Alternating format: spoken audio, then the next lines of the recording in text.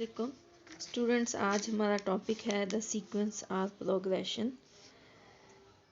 The sequence is denoted by an and is defined as a function f from z plus to r such that f of n is equal to an for all n belonging to z plus.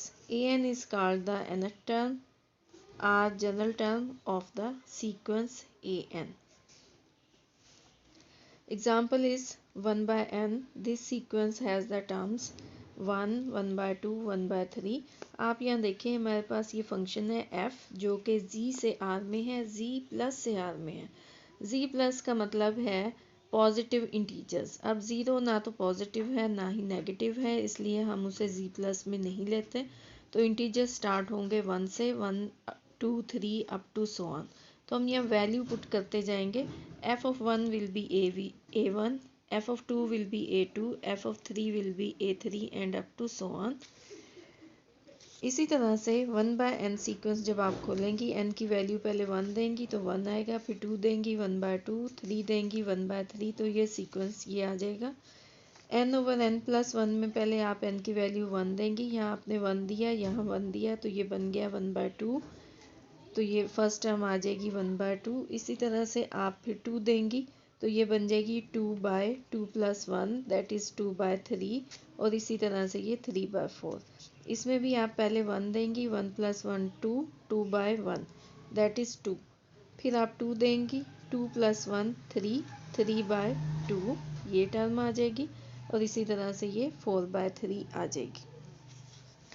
Example की तरफ आते हैं। Write first to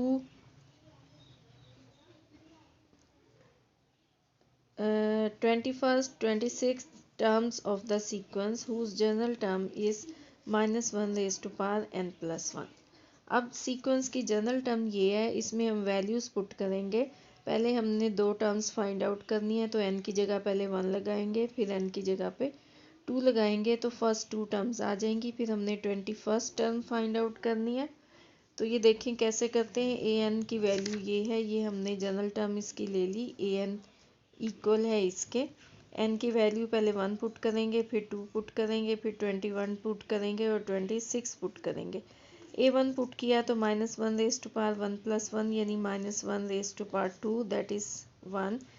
फिर a2 में हमने यहाँ 2 put किया, 2 plus 1 3 होगा, तो 3 -1 रेज़ टू पावर 3 की वैल्यू आ जाएगी -1।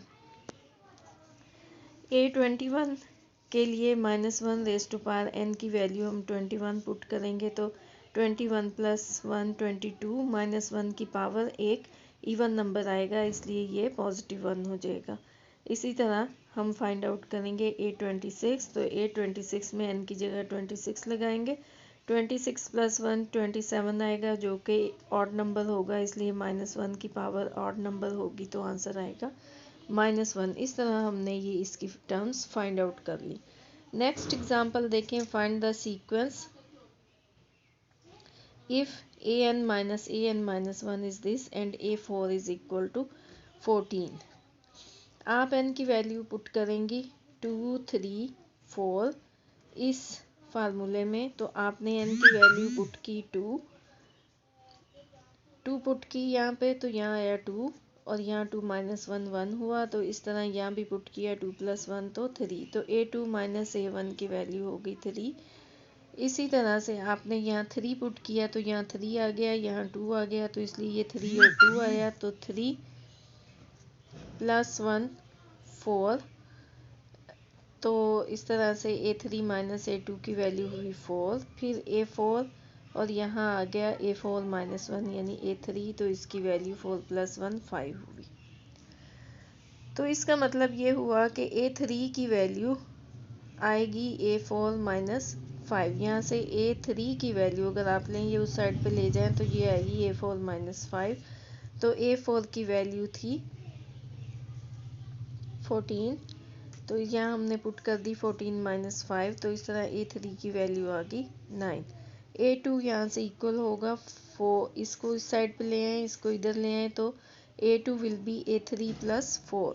a3 ये इस साइड पे जाएगा तो A3 माइनस 4, इस तरह से यहाँ A3 की वैल्यू आप पुट करेंगी जो कि 9 थी, तो 9 माइनस 4 ये वैल्यू होगी 5। यहाँ से आप A1 इस साइड पे ले आएंगी, 3 इस साइड पे ले जाएंगी, तो इस तरह से A2 की वैल्यू A3 माइनस 4 और A1 की वैल्यू A2 माइनस 3, यहाँ आप पुट कर देंगी A2 की वैल्यू 5 जो कि आपने ये फाइंड आउट की है, तो इस तरह से ये आंसर आ जाएगा 2। तो हमने फर्स्ट टर्म फाइंड आउट कर ली, सेकंड टर्म फाइंड आउट कर ली, थर्ड टर्म फाइंड आउट कर ली। इस तरह हमने सीक्वेंस की टर्म्स फाइंड आउट की हैं।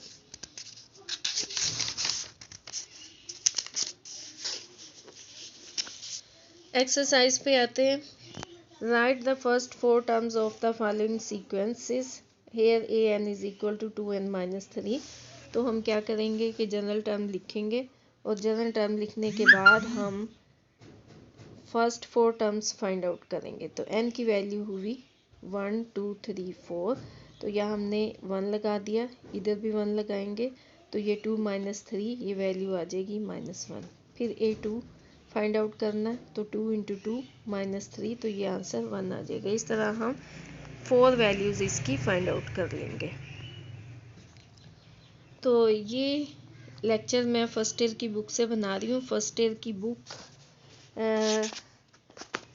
के लिए ये हेल्पिंग बुक है, algebra for FA FSC first year, और टीच योर सेल्फ है ये बुक। कॉलेज बुक डिपो की तरफ से है ये, और प्रोफेसर हैं अब्दुल सलाम। ये बुक आपको एक ही दुकान से मिलेगी बहावलपुर में, वो मैं आपको बता दूंगी। तो ज़्यादातर सिलेबस आपका इस बुक में से है।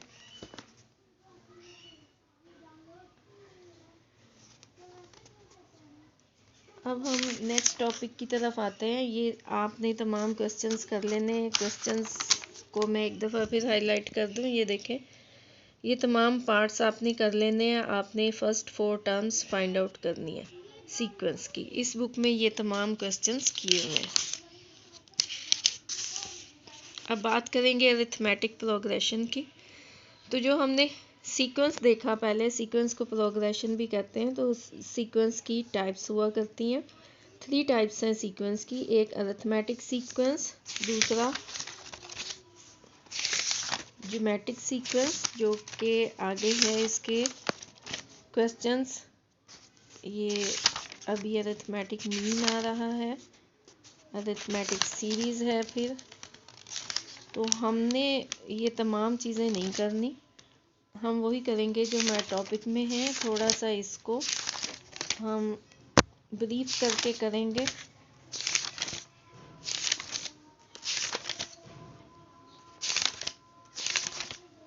ये ज्योमेट्रिक प्रोग्रेशन है।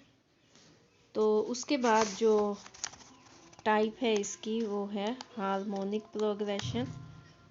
अभी ये ज्योमेट्रिक मीन आ रहा है, ये काफ़ी तफसील से है इस बुक में। फर्स्ट ईयर में ये काफ़ी तफसील से है, लेकिन आपने इतनी तफसील से नहीं करना। ये अभी तक ज्योमेट्रिक है, और ज्योमेट्रिक के बाद ये हार्मोनिक सीक्वेंस, ये भी हमारे सिलेबस में है। तो इनसे रिलेटेड हम कुछ क्वेश्चंस करेंगे और इनको ब्रीफली पढ़ेंगे। अब हम आते हैं अरिथमेटिक प्रोग्रेशन की तरफ।